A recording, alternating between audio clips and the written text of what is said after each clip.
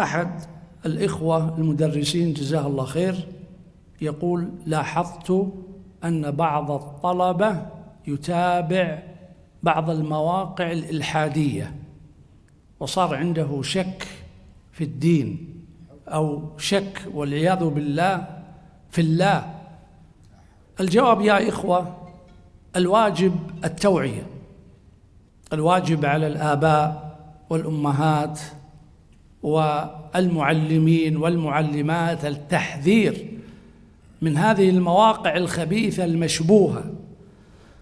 والإلحاد أنواع، الإلحاد أنواع، منه ما فيه إنكار الله عز وجل والرب بالكلية، كما نادى بذلك ماركس إيش ديانته؟ يهودي، والذي دعم نشر هذه النظرية الخبيثة الإلحادية هم اليهود، لأنهم لا يريدون لأحد أن يكون له دين إلا هم أصحاب الدين الصحيح وبقية الناس على باطل وضلال. هكذا اعتقادهم الفاسد، ولذلك لا يقيمون وزنا لإخواننا المسلمين، لا يرونهم بشرا أصلا، يرونهم من جملة الحيوانات. ولهذا لا يبالون بقتل الأطفال ولا النساء ولا الشيوخ الكبار ولا غير هذا.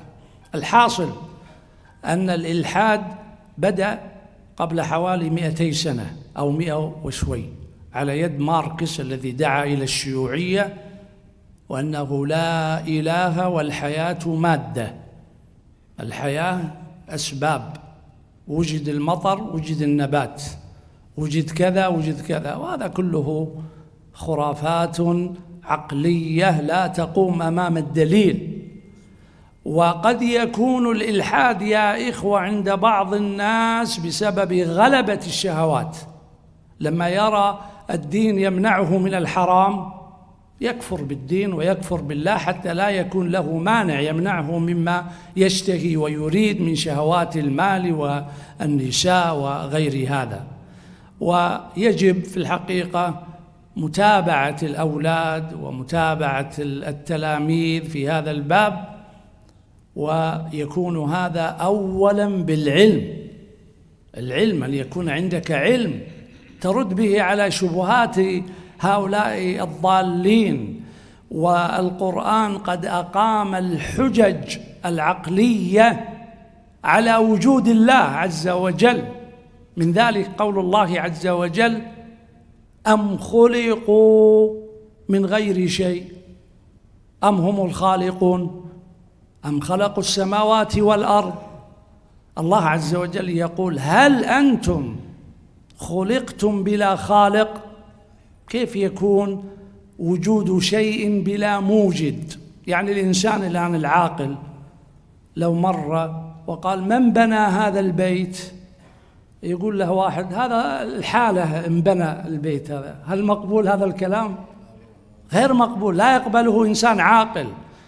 ولهذا الله عز وجل يقول لهم بعده: أم خلقوا السماوات والأرض. من الذي خلق السماوات والأرض؟ هي وجدت هكذا لحالها بدون خالق؟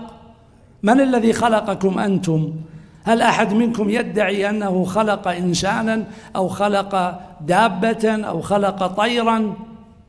هذا كله من الحجج العقلية الموجودة في القرآن. ولذلك لا بد أن يتسلح الأب والأم بمثل هذه الأسلحة العقلية.